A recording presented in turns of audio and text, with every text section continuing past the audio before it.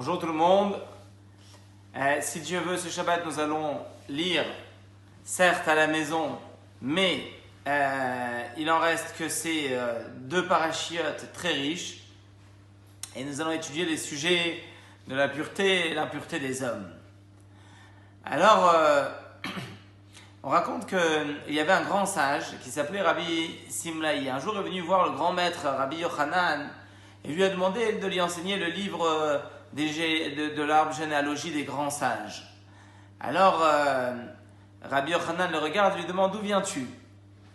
Rabbi Simlaï répond: de Loud. Alors, il lui dit: et tu habites où aujourd'hui? Alors, il lui répond: de Nardé. Alors, Rabbi Yochanan lui dit: les gens qui viennent de Loud et Nardé, je ne leur enseigne pas le livre des généalogies.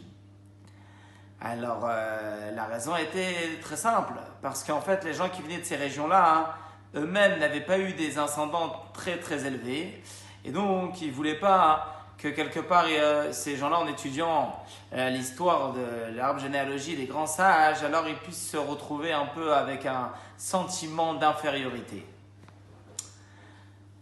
Il est intéressant de regarder une discussion qu'il y a eu plus tard entre les deux grands sages, les mêmes Rabbi Simlaï et Rabbi Yochanan.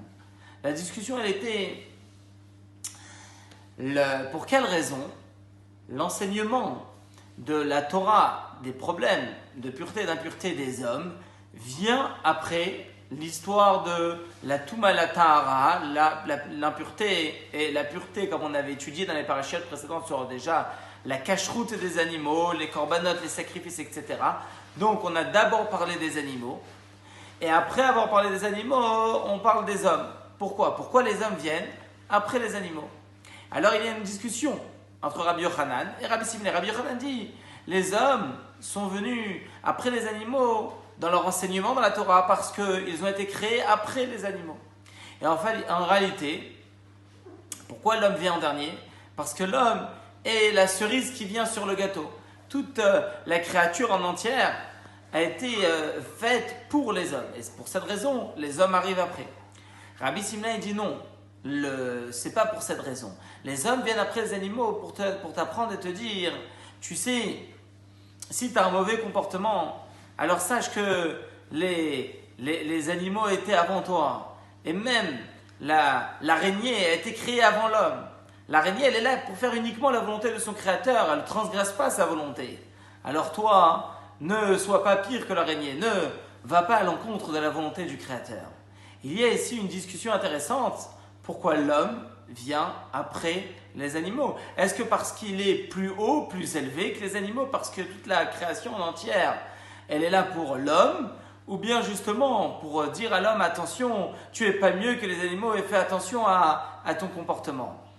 Alors, en réalité, l'idée de cette différence est très intéressante et la notion est très simple. Vous savez, nous avons tous des qualités, des belles qualités, des dons que Dieu nous a donnés. Mais parfois, il y a d'autres dons qui sont ceux qui résultent de l'effort des hommes. Et là est toute la différence entre Rabbi Yochanan et Rabbi Simlaï. Celui qui a des ascendants de très haut niveau, ses parents, ses grands-parents étaient des rabbins, etc. et ont transmis les valeurs de la Torah. Et donc, la personne a quelque part des dons et des qualités qui lui ont été transmis de génération en génération. Alors tout ça est magnifique et très beau, mais ils ne vont pas intégrer l'homme d'une manière forte. Et ils vont pas complètement, l'homme ne sera pas complètement imprégné par ces qualités-là. En revanche, lorsque il s'agit des efforts fournis par les hommes, alors ce sont des qualités qu'on a obtenues par notre travail à nous.